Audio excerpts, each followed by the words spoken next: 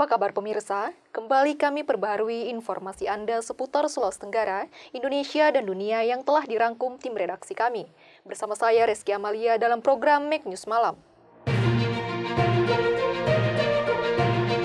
Balai Latihan Kerja Kendari mendistribusikan ratusan produk tanggap COVID-19 ke Desa Laloika, Kecamatan Pondidaha, Kabupaten Konawe, tepatnya pada Dapur Umum Posko Nahdlatul Ulama Peduli Banjir Kabupaten Konawe. Dalam rangka memperingati Hari Idul Adha 1441 Hijriah atau 2020 Masehi, Satuan Korps Brigade Mobil Kepolisian Daerah Sulawesi Tenggara berkurban sebanyak 39 ekor sapi. Masjid Imam Center membuka pintu bagi jemaah yang ingin bersolat Id pada Idul Adha 1441 Hijriah. Dengan persiapan yang matang dan tetap berwaspada, umat Islam bisa merasa aman beribadah di tengah pandemi COVID-19. Dalam rangka memperingati Hari Idul Adha 1441 Hijriah atau 2020 Masehi, Satuan Korps Brigade Mobil Kepolisian Daerah Sulawesi Tenggara berkurban sebanyak 39 ekor sapi. Satuan Korps Brigade Mobil Kepolisian Daerah Sulawesi Tenggara berkurban sebanyak 39 ekor sapi. Pelaksanaan kurban dibagi pada 3 daerah di Sulawesi Tenggara, seperti 7 di Batalion C Lasusua, 4 di Batalion B Batauga, dan 28 di Markas Komando Brimob Polda Sultra. Sasaran pembagian daging kurban tersebut akan diserahkan kepada anggota Sat Brimob dan masyarakat di Kota Kendari.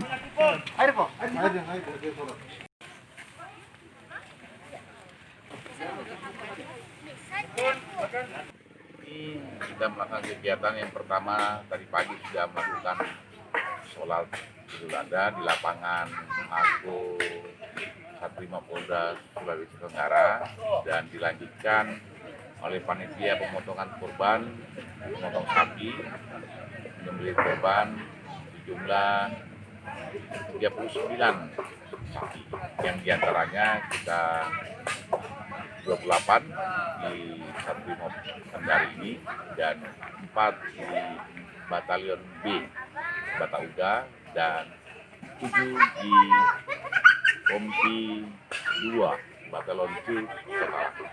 Untuk sasarannya sendiri itu, Pak? Untuk sasarannya kita berikan yang pertama kepada seluruh anggota kita, anggota personil Satrimo Polda Sulawesi Tenggara, kemudian masyarakat sekitar, Warakauri, dan beberapa yang sudah diberi ditunjuk untuk mewakili beberapa masyarakat yang ada di BTN. Harapannya sendiri? Harapannya bahwa kegiatan Idul Adha ini merupakan sebuah kegiatan keagamaan yang kemudian dalam rangka Idul Adha berbagi kurban kepada masyarakat sekitar di lingkungan Satrimo Polda Sulawesi Tenggara. Sebanyak 115 kg daging sapi berhasil dikumpulkan. Daging ini akan dibagikan kepada warga. Sebagian akan diserahkan langsung ke rumah warga. Jumlah daging yang dibagikan kepada masyarakat sebanyak 1.015 kg. Untuk metode pembagiannya, Pak? Metode pembagiannya adalah secara simbolis, hanya sekitar 10 orang kita bagikan di sini. Setelah itu kita mengantar ke masing-masing rumah masyarakat. Untuk menjamin kesehatan daging hewan kurban, Sat Brimob Polda Sultra melakukan pemeriksaan dengan kerjasama Dinas Peternakan Kota Kendari. Pemeriksaan dilakukan secara bertahap, mulai kondisi fisik hewan dan organ dalam hewan seperti hati, paru-paru, dan jantung.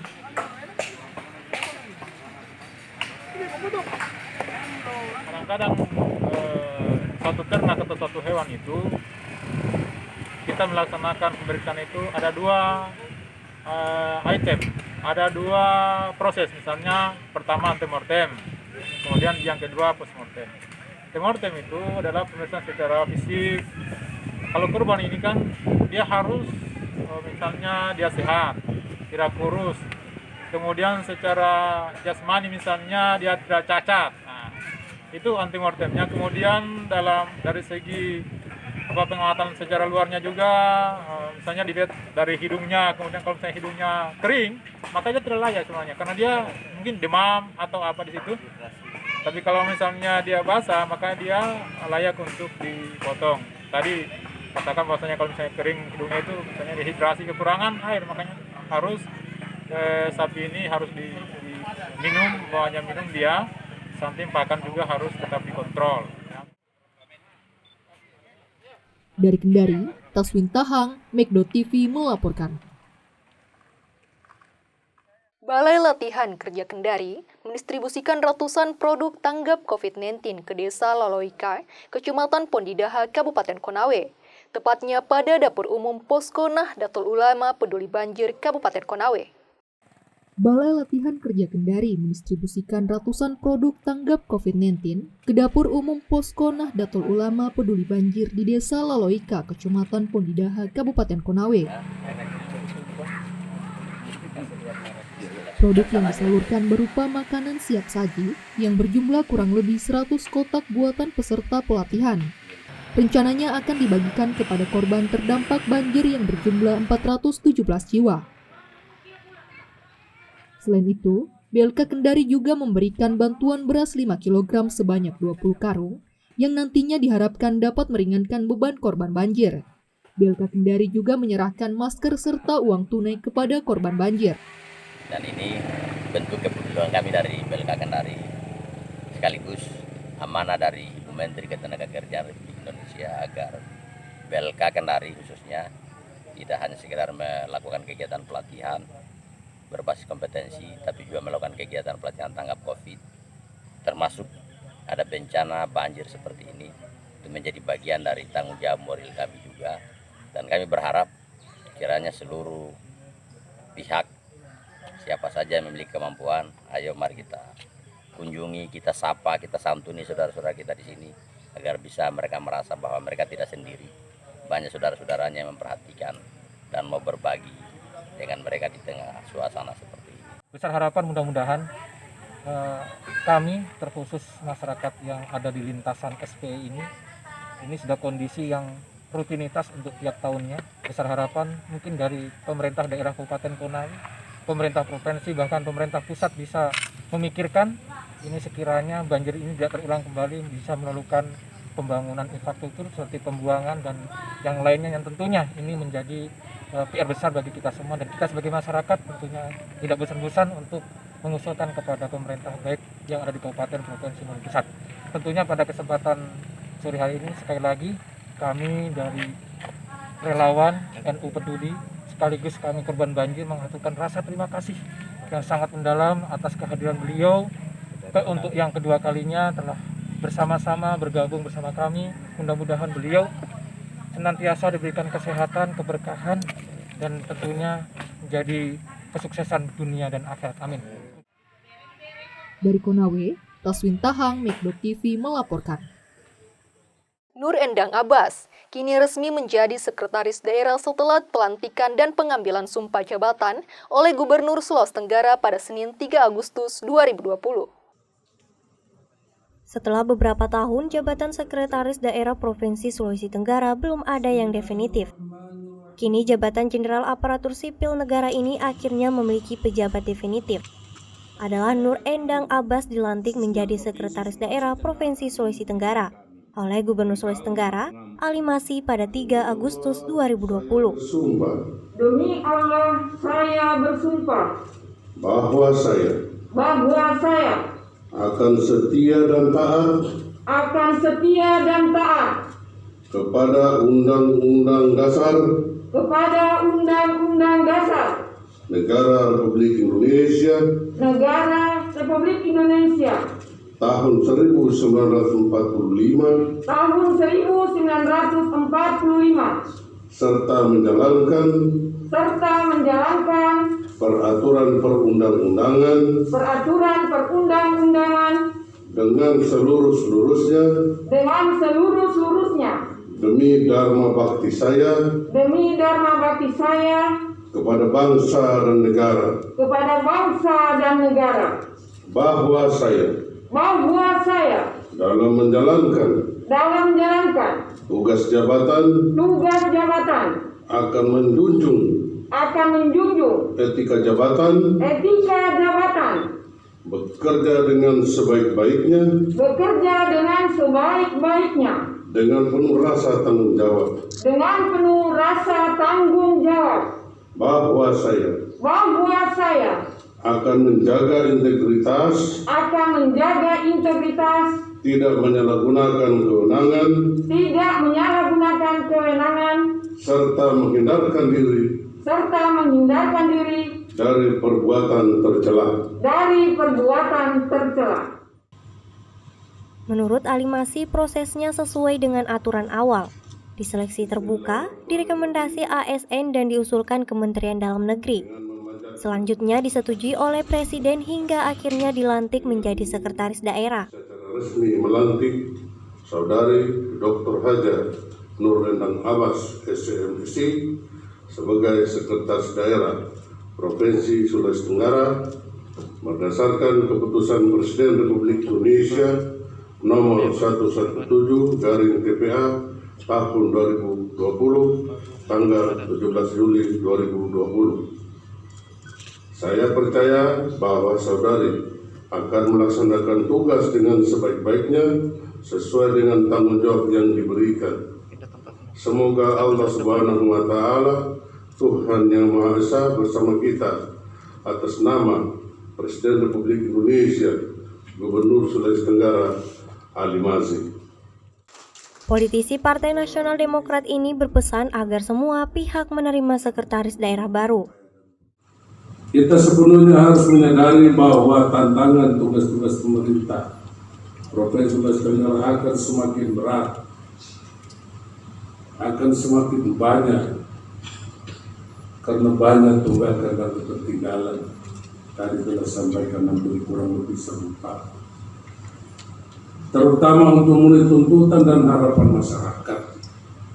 Mungkin masih banyak tugas dan janji-janji politik yang telah sampaikan kepada masyarakat, tetapi segala sesuatunya adalah kehendak Allah Subhanahu wa Ta'ala. Ternyata di tahun 2020 masuk serangan mendadak dari laut, udara, dan di mana-mana yang bernama pasukan Corona-19. Dari Kendari, Wiwit Aditya, Megdo TV melaporkan. Usai jeda kami akan kembali dengan berita terkait Palang Merah Indonesia Sulawesi Tenggara kini memiliki tambahan mobil ambulans. Berita selengkapnya usai jeda berikut ini, tetaplah bersama kami di Mek News Malam.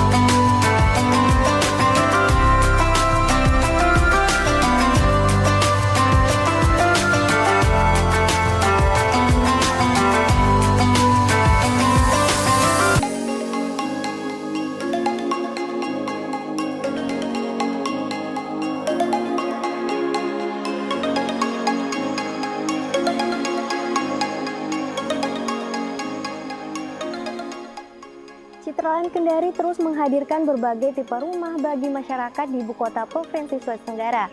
Lokasinya yang terletak di tengah pusat kota bisa menjadi pilihan bagi Anda yang menginginkan sebuah hunian yang mewah dan nyaman.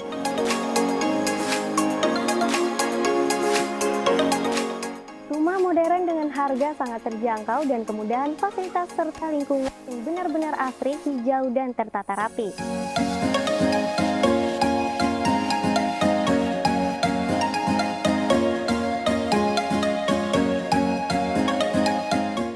Apa kabar pemirsa? Saat ini saya sedang berada di salah satu hunian yang berada di kota Kendari, tepatnya di Citraland Kendari bersama Mbak Bella dan Mas Tata sebagai marketing eksekutif di Citraland Kendari. Nah, mungkin pemirsa ingin tahu promo tipe apa saja yang ditawarkan kepada konsumen saat ini. Mungkin Mbak Bella bisa jelaskan kepada pemirsa. Oke, baik, terima kasih. Kalau untuk saat ini, untuk promo yang ada di Citraland kita ada beberapa. Yang pertama kita ada promo elektronik, itu biasanya TV atau AC seperti itu. Juga ada promo furnitur dan juga voucher belanja. Dan untuk promo yang terbaru kita ini ada promo ruko. Kita ada promo cicil DP selama setahun, nanti di cicilan ke-6 baru bisa langsung dihuni. Kita juga sudah free BPHTB, AJB dan juga asuransi. Seperti itu. Nah, untuk Mas Tata sendiri nih, strategi apa yang ditawarkan Citraland Kendari dalam menggait konsumen baru? Oke, baiklah. Kalau kita berbicara masalah strategi, mungkin kita masih mengadakan yang umum saja seperti canvassing, tapi dengan protokol seperti memakai masker, memakai kaos tangan, dan lain-lain seperti itu. Kemudian juga nanti mungkin kita akan mengadakan seperti pameran, terus gathering di bank, kemudian open house seperti itu. Kalau untuk sekarang sih strateginya mungkin seperti itu saja dulu. Nah, untuk pertanyaan selanjutnya kita kembali ke Mbak Bella. Dalam kondisi pandemi COVID-19, apa langkah-langkah Citraland Kendari dalam melindungi konsumen dan calon konsumennya? Oke. Seperti yang kita ketahui Mbak, sekarang kan kita lagi masih pandemi ya, memasuki new normal, jadi mungkin semua kalangan kena, termasuk kita juga Citraland Kendari. Kalau untuk langkah-langkahnya, ada sih beberapa customer yang ingin datang ke kantor, tapi ada juga yang beberapa yang sangat sulit untuk kita temui.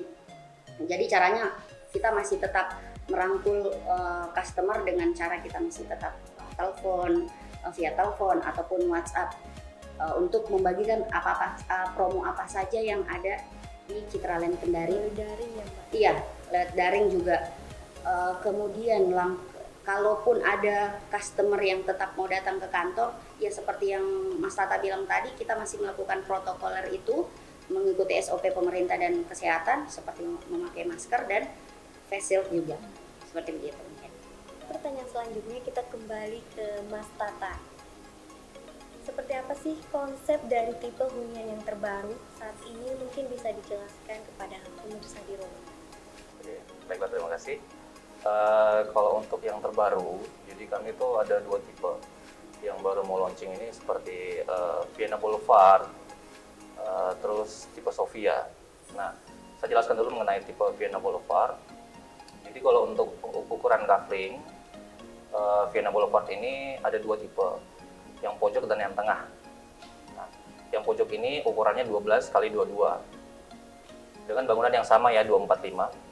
Kemudian yang tengah itu 10 x 22 seperti itu. Nah, kemudian tipe Sofia ini terdiri dari beberapa tipe juga. Itu yang khususnya yang di pojok seperti Sofia 9, Sofia 8 itu ukuran tanahnya beda-beda. Seperti Sofia 8 yang lebar tanahnya itu 8 x 16, kemudian Sofia 9 x 16, tapi yang tengah itu semuanya sama, ukurannya 6 x 16 dengan bangunan yang sama, tipe 82, seperti itu. Baiklah pemirsa, itulah tadi bincang-bincang saya bersama marketing eksekutif Citraland Kendari. Ayo, tunggu apa lagi? Temukan berbagai pilihan unit impian Anda di Citraland Kendari.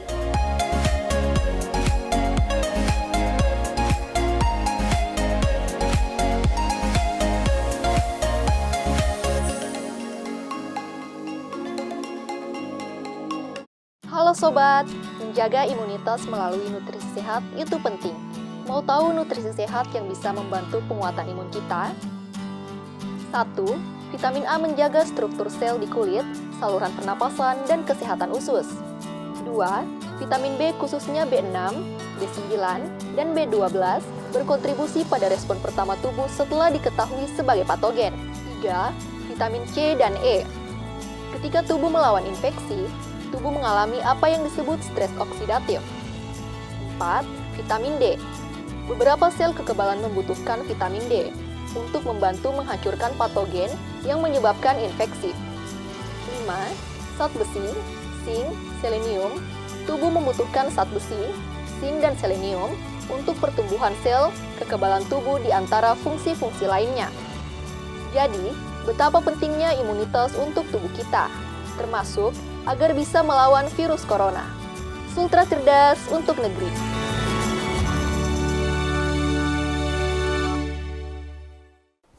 Kenali gejala COVID-19. Hari pertama, pasien mengalami demam. Hari kelima, pasien bisa mengalami kesulitan bernafas. Hari ketujuh, pada hari ketujuh ini, gejala muncul, namun pasien belum dirawat di rumah sakit.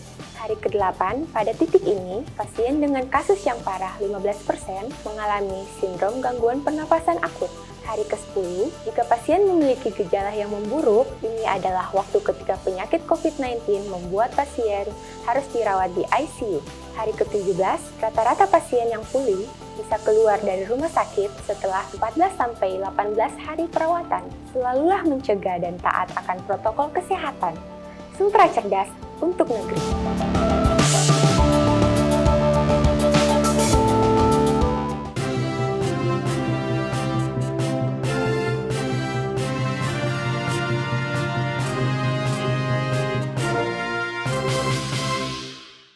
Palang Merah Indonesia Sulawesi Tenggara kini memiliki tambahan mobil ambulans. Mobil baru ini diharapkan dapat membantu menopang kinerjanya di Sulawesi Tenggara.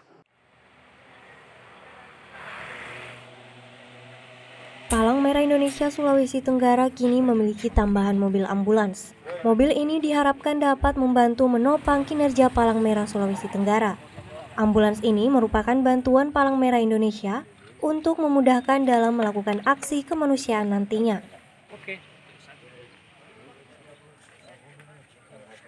Harapannya semoga di tahun-tahun berikutnya bisa ditingkatkan lagi, termasuk dengan fasilitas sarana prasarana yang ada di PMI ini.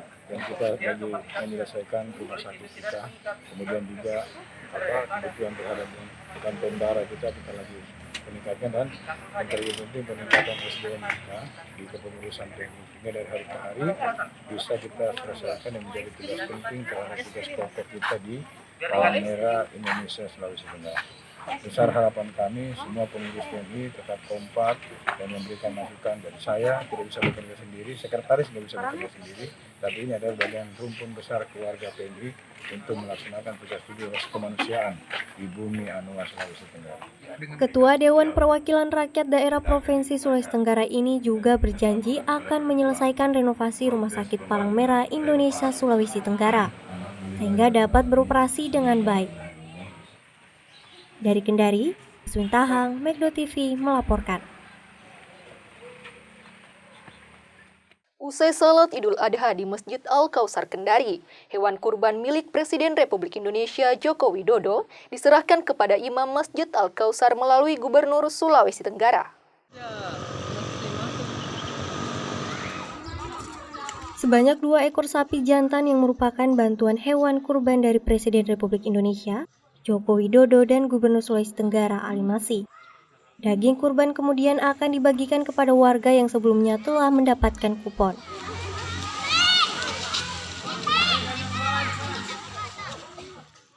Penggunaan kupon bertujuan agar pembagian daging kurban dapat dibagikan secara tertib kepada warga agar semua bisa kebagian dengan jumlah yang sudah ditetapkan.